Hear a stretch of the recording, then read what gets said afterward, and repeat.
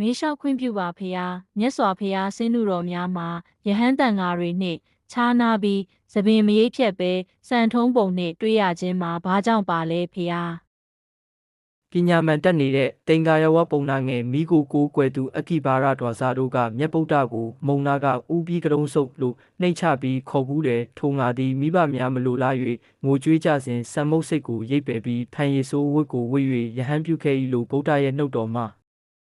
နိကနတက္ကတွန်းရဲ့သားတစ္ဆကတင်္ဂါရဝပုံနာငယ်စတဲ့ပုဂ္ဂိုလ်တွေကိုမိတ်တော်မူဖူးပါတယ်ဒါကတော့မူရင်းပါဠိတော်တွေမှာပါတဲ့ဗုဒ္ဓဆံတော်နဲ့ပတ်သက်တဲ့အတွေ့အမြင်ကိုခံမှန်းကြည့်ဖို့ပါဒီစာဟာတစ္ဆကပရိဘုံနဲ့တင်္ဂါရသူညပုံနာငယ်တို့မြတ်ဗုဒ္ဓမိတ်တော်မူတဲ့စကားဖြစ်လို့ဗုဒ္ဓဘုရားရှင်ဟာသပင်နဲ့မုတ်စိတ်ကျင်ဆွဲကိုရိပ်ပယ်ထားတယ်ဆိုတာလောက်တော့အသေးချဆိုနိုင်တယ်မင်းသားတိတ်ထထာသည်တန်လျက်ကိုထုတ်ပြီးလက်ရလက်ဖြင့်တန်လျက်ကိုကင်လျက်တရဖူးနှင့်တကွจิตထားသည့်ဆံကိုဖျက်၏စံတော်သည်လက်နှစ်တစ်မြလောက်သာအရှိကြံပြီးညာဖက်သို့ရစ်ခွေလျက်ဥကောင်းပေါ်၌တည်နေ၏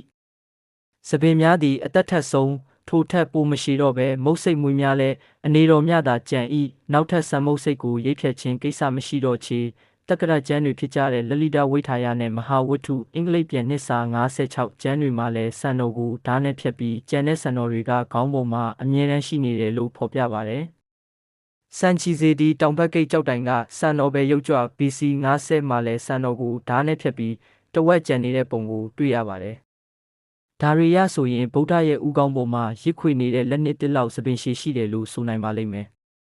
ဗုဒ္ဓစင်တုပုံစံ2မျိုးဗုဒ္ဓဝါဒကျမ်းစာတွေကိုအခြေခံ၍ပင်ရှေးခေတ်တစ်ချိန်ကဗုဒ္ဓဆံတော်နဲ့ပတ်သက်ပြီးအတိတ်ပဲကောက်ယူမှု2မျိုးဖြစ်သွားခဲ့ပုံရတယ်တရှိအကြဆုံးပါဠိတော်ကျမ်းတွေ၎င်းလို့နားလည်ပုံအရာဗုဒ္ဓဟာဆံတော်ကိုရိပ်ပယ်ထားတယ်သို့မဟုတ်ဥကောင်းတော်မှာသပင်ရှိမရှိဘူးမုတ်စိတ်မွေးလည်းမရှိဘူးနှစ်နောင်ခေတ်တက္ကရာနဲ့ပါဠိဘာသာမှတ်တမ်းတွေဖြစ်ကြတဲ့လလိတဝိထာယမဟာဝတ္ထုနှင့်စာတကအထကထာနိဒန်းတို့မှာဖော်ပြသလိုဗုဒ္ဓရဲ့ဥကောင်းပေါ်မှာရစ်ခွေနေတဲ့သပင်ရှိတယ်။ပန်းပုပညာထွန်းကားလာတဲ့နှောင်ခေတ်မှာအိန္ဒိယနိုင်ငံမထုရာမျိုးကပန်းပုပညာရှင်တွေဟာအဲ့ဒီအစဉ်လာ2မျိုးနဲ့အညီပြိုင်ဆိုင်ဗုဒ္ဓဆင်းတုတွေထုတ်လုပ်ကြတယ်လို့ဆိုပါတယ်။အစဉ်လာကိုလိုက်နာတဲ့စံထုံးမပါတဲ့ဗုဒ္ဓဆင်းတုတွေကိုမထုရာမန်သရာမန်ကောယာမန်ကောနှင့်မိဂဒါဝုံစာနတ်တို့မှာတွေ့ရတယ်။ယနေ့ခေတ်မြန်မာသီရိလင်္ကာယိုဒယားစတဲ့ထေရဝါဒနိုင်ငံတွေမှာတော့ဒုတိယအစဉ်လာကိုလိုက်နာတဲ့ရစ်ခွေနေတဲ့သပင်ပုံစံနဲ့ဆင်းတုတော်တွေကလွှမ်းမိုးသွားပုံရပါတယ်။